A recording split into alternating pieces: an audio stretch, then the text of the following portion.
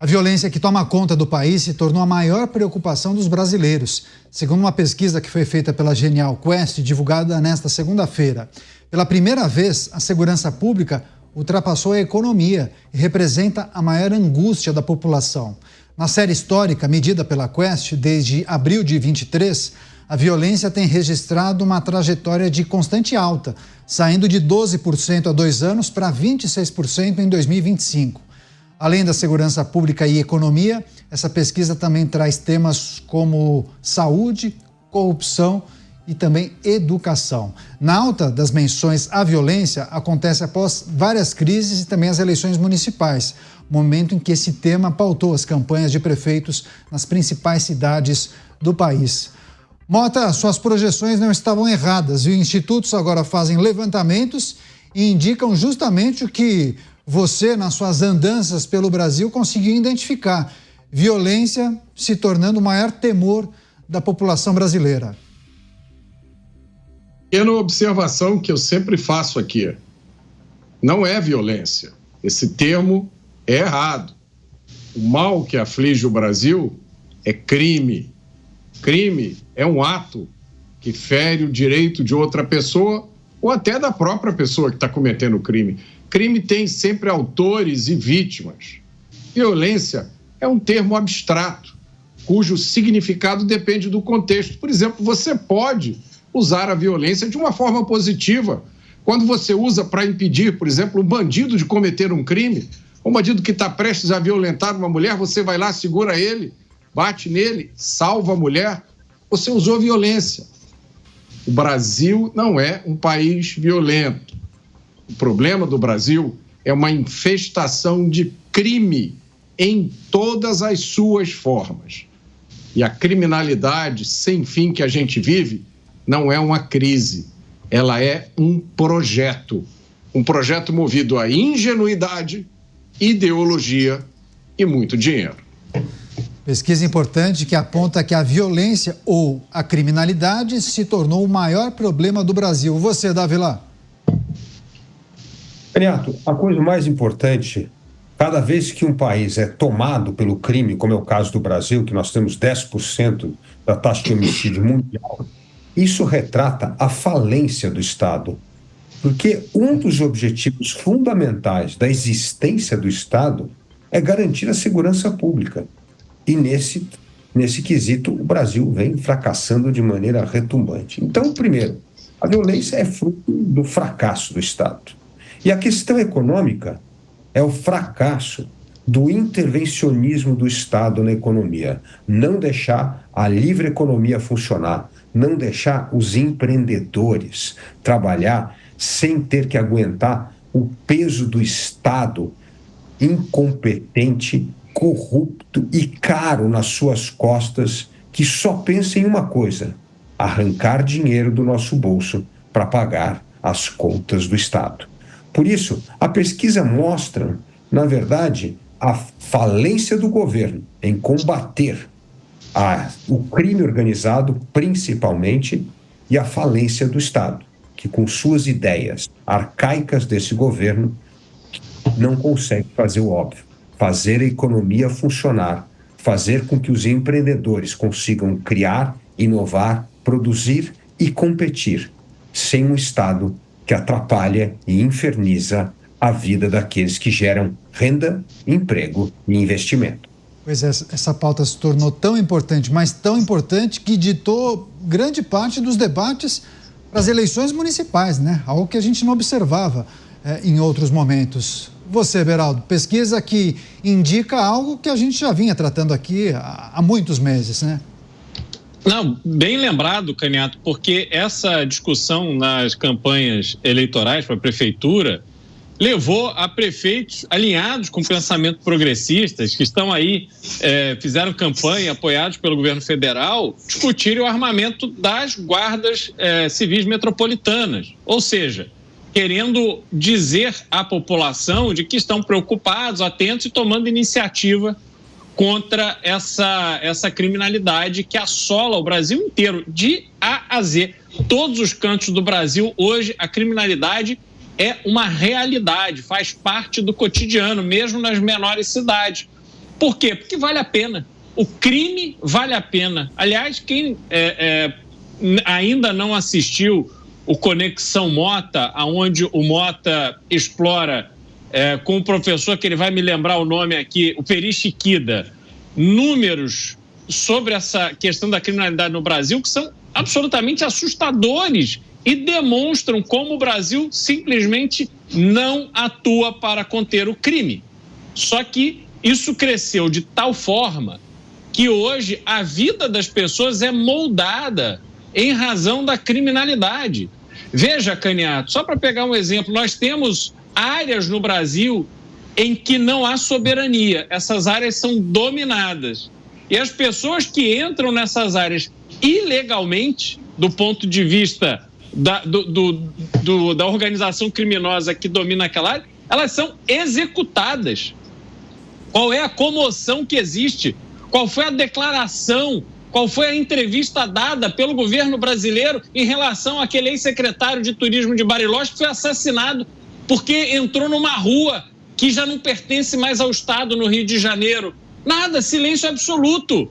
Só que aí vem um avião dos Estados Unidos com pessoas que infringiram a lei, aí é uma comoção danada. Quando o problema eles conseguem transferir por outro para se vitimizar, estão todos lá prontos para dar entrevista. Mas para tratar da vida real, que é essa violência que assola todo mundo, silêncio sepulcral. Então, realmente assim, com esta hipocrisia, fechando os olhos como fazem, vai ficar muito difícil de resolver esse problema. Mota, o Beraldo lembrou bem desse seu entrevistado, que ele destacou esses números e índices assustadores. Tem essa pesquisa que revela justamente que o maior temor da população brasileira hoje em dia é a criminalidade. Agora, a gente tem uma situação que está muito escancarada, né? Não precisa ser um estudioso, ser policial, basta sair às ruas que você identifica que a situação fugiu ao controle. Agora, quem tem que identificar isso e olhar e mudar o posicionamento, não vê. Parece que está tudo bem. Inclusive, a sugestão é não utilizem armas de fogo, né? Exato. As pessoas que tomam a maioria das decisões em relação ao sistema de justiça criminal no Brasil estão trabalhando debaixo de uma visão ideológica, profundamente ideológica da realidade. A visão que impera é a do bandido como um pobre coitado. Isso é uma forma de pensar descrita por muitos como criminologia crítica. Essa criminologia crítica é uma variante do marxismo. Ela vem de uma coisa chamada teoria crítica, criada pelos filósofos da escola de Frankfurt, que olha para toda a nossa cultura ocidental e diz: isso é tudo opressão. A gente tem que destruir, desconstruir é a palavra, tudo isso. E quando você aplica essa criminologia crítica para a nossa realidade, a conclusão é que você não deve prender o criminoso, porque o criminoso não está fazendo nada mais do que corrigir a desigualdade. O criminoso está lutando pelo fim da desigualdade. Então, você aplicar o direito penal, você tem que fazer isso evitando que o criminoso seja preso. Eu sei que as pessoas que estão me ouvindo, deve ter gente agora quase perdendo a direção do carro, me ouvindo pelo rádio e dizendo: o Mota enlouqueceu. Não é possível que exista o que ele está falando. Mas existe sim, meus amigos. Não só existe, como é o princípio que guia o pensamento de muita gente influente hoje no Brasil, em posição de autoridade. É daí que vem a pauta do desencarceramento. É preciso prender cada vez menos e soltar cada vez mais. É daí que vem a ideia de descriminalizar as drogas. Como se você, ao dizer que maconha agora pode, cocaína está liberada, você vai fazer com que todos os traficantes sumam magicamente. É daí que vem a ideia de controlar cada vez mais a ação da polícia, colocar câmera no pescoço dos policiais, aprovar medidas como a DPF 635, que impedem a polícia de fazer operação nas comunidades. São as ideias, Caniato. São as ideias erradas. Eu queria ver esse instituto de pesquisa, que fez essa pesquisa nas ruas, perguntando à população brasileira Agora faz uma outra pesquisa. Vai nos gabinetes de Brasília e pergunta o que eles acham do que está acontecendo no país. Você, Dávila, nós tivemos provas suficientes nos últimos 2 anos que as coisas não vão bem. Ou seja, muitos esperavam o quê? Medidas duras, rápidas, uma mobilização nacional em torno do combate à criminalidade. Não é isso que as pessoas estão vendo. É verdade. E como bem falou o Mota, é uma paralisia ideológica. As ideias erradas, as crenças erradas, que impedem do endurecimento da legislação, da pena e da justiça com os criminosos. Por que isso acontece? Enquanto você encara que todo criminoso é uma vítima da sociedade, não dá para ter endurecimento com o crime. É por isso que esses governos, como é o governo do PT, é incapaz de combater o crime organizado. E o que nós estamos vendo, Caniato, é a ascensão dramática, é o crescimento exponencial do crime organizado, cada vez mais, como bem retratou o Beraldo aqui, controlando o território brasileiro. Território não é só lá na fronteira com a Amapá, na Amazônia, não, é na cidade do Rio de Janeiro, é em pedaços de cidades importantes do país. E nós não fazemos absolutamente nada, só medidas paliativas. Então, nós vemos, na verdade, a sociedade se sente impotente e por isso essa preocupação. Ao sair de casa, não se sabe se volta vivo. Ou a pessoa, ou o marido, ou o filho, ou a mulher. Então, é um governo apático a um problema que aflige a sociedade brasileira. Por isso, a impopularidade do governo, que mostra, por causa de suas crenças ideológicas, absoluta incapacidade de promover políticas públicas capazes de reduzir o crime, a violência e combater o crime organizado. E dá para conectar essa notícia, essa pesquisa, à informação anterior, né, Beraldo? Porque essa apatia que o Dávila menciona acaba tendo uma série de consequências. A gente vê diariamente, traz notícias horríveis em relação à ação dos criminosos. Mas também produz alguns oruãs, né? E muita gente acha bacana, bate palma, é convidado para o Rock in Rio, tem 9 milhões de seguidores. Ou seja, está tudo errado, né? Pois é, e isso começa num processo que foi lentamente transformando a dinâmica social no Brasil, combinando, de um lado, uma deterioração da qualidade do ensino, aonde nas escolas as crianças não tinham mais um respaldo para terem uma formação moral, não apenas do ensino, mas também de valores. As crianças hoje, sobretudo da periferia, das áreas mais pobres, das grandes cidades, cresceram nessas áreas dominadas por um poder paralelo, aonde o crime é que se impõe. O crime é a referência. As melhores roupas, os melhores carros, os melhores relógios, os melhores telefones, tudo isso é usado para quem está no crime, não é mais para o trabalhador.